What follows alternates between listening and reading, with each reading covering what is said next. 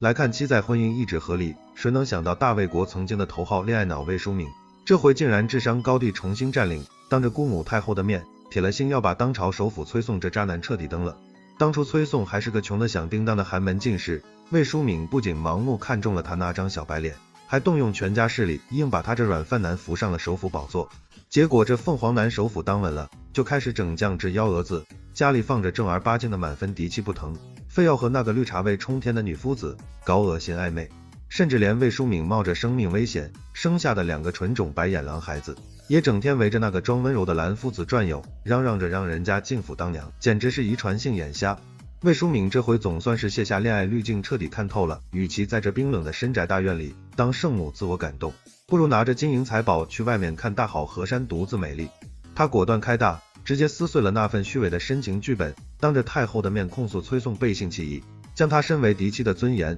狠狠踩在脚底下，无情蹂躏，干得漂亮。太后看着这个从小疼到大的侄女受尽委屈，霸气大手一挥，准了这桩和离，让他赶紧跟那个狼心狗肺的崔家做个物理割舍，大快人心。而此时崔家内宅那2个不知好歹的小兔崽子还在厨房忙活，居然想亲手给那个姓董的蓝夫子做长寿面当生辰礼物，笑死亲妈了。魏淑敏刚进家门，就看到这血压飙升的一幕，心里那股火气蹭地一下就冒出来了，直接呵斥下人没看好这2个不到6岁的神兽孩子。谁知这漏风小棉袄女儿不仅不反省，还怪他一回来就动怒扫兴，甚至恬不知耻的想让他这个正牌亲妈去给那个小妾做面点，脑干缺失啊！魏淑敏女王般冷笑着拒绝了这种荒唐的要求，转头就吩咐心腹小何开始清点嫁妆，要把那81台珍宝全数收回，一个子儿都不留给渣渣。他这回可是硬核操作，要把崔家脊彻底搬空，无论是前朝字画还是那极品的珠宝，只要是魏家带来的东西，通通连盆带走离开，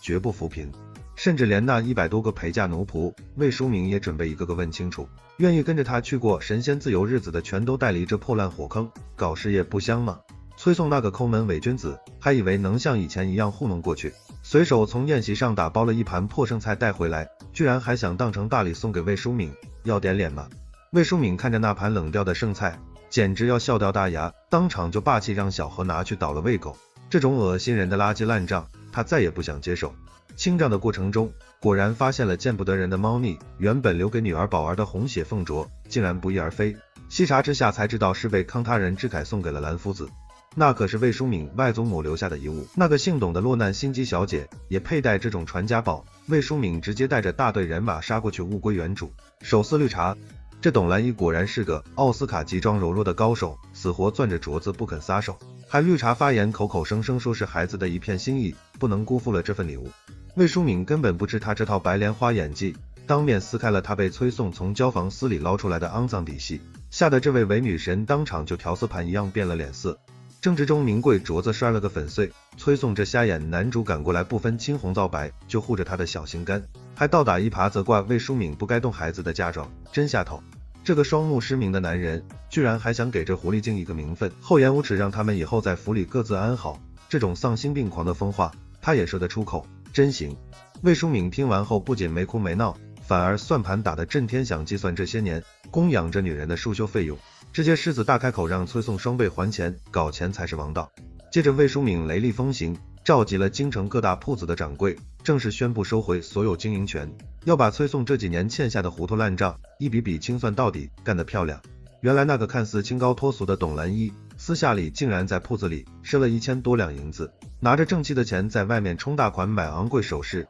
又当又立的吸血鬼。魏淑敏直接给掌柜们下了硬核死命令，到了日子就去崔府大门口集体讨债，非要把这对不要脸狗男女的脸皮彻底撕下来踩碎不可，极度舒适。这时宫里就场圣旨终于送到了崔府，那2个还没搞清楚状况的法盲孩子，居然还天真以为是陛下给蓝夫子册封的名分到了，做什么白日梦呢？公公拉开圣旨宣读的那一刻，全场当场懵逼傻眼了，这根本不是什么纳妾的狗屁恩典，而是官方下场勒令2人解除婚约的爽文和离圣旨。圣旨上写的清清楚楚，崔宋宠妾灭妻导致家宅不宁，魏淑敏这等温良端庄的神仙女子绝对不能再留这种垃圾火坑里受罪，官方吐槽最为致命。崔宋破防急得当场跳脚直呼不可能，甚至还敢在大庭广众之下污蔑魏淑敏是个毒妇，无能狂怒的样子，气得公公当场就想治他的罪。太后更觉得补刀，是特意交代那2个小白眼狼也要接旨，从今往后魏淑敏不再是他们的母亲，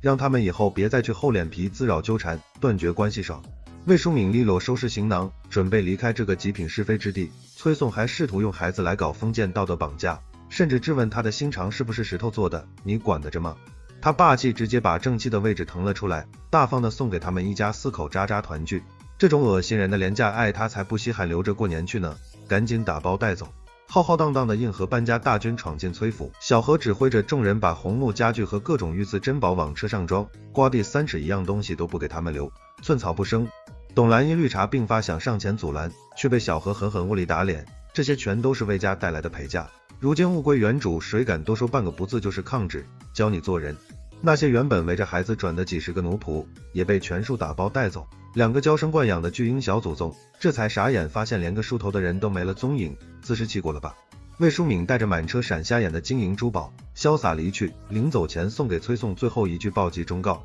这7年的恶臭泥潭，他总算是满血复活爬出来了。刚搬进豪气新宅子，嫂嫂就登门拜访，原来是妹控兄长怕他在外面受委屈，非要接他回国公府去继续当那个体面风光的大小姐。神仙娘家啊！魏淑敏却人间清醒，觉得一个人住得更自在，手握巨额私产又没人给气受，再也不用看那个虚伪婆母和下头夫君的脸色过日子，单身富婆爽翻。那边的催命讨债行动也正式开始了，几位掌柜带着家丁，直接把首府的大门给暴力踩平了，嚷嚷着让老赖董兰一滚出来还清欠款，场面极度引起舒适。堂堂首府被堵门要债成了全京城最大的吃瓜笑话。崔宋下朝回来，只能跟个老鼠一样，从角门灰溜溜的钻进去，虚伪的老脸这下都被彻底丢光了。没过多久，宝儿就遭报应，灰头土脸的跑来找亲妈借钱。原来那个好后妈蓝夫子把她的嫁妆都贪墨收走了，说是要拿去贴补家用的开销，活该。魏淑敏铁石心肠，冷酷地拒绝了这个贪婪的要求。他可不是崔家免费的移动取款机，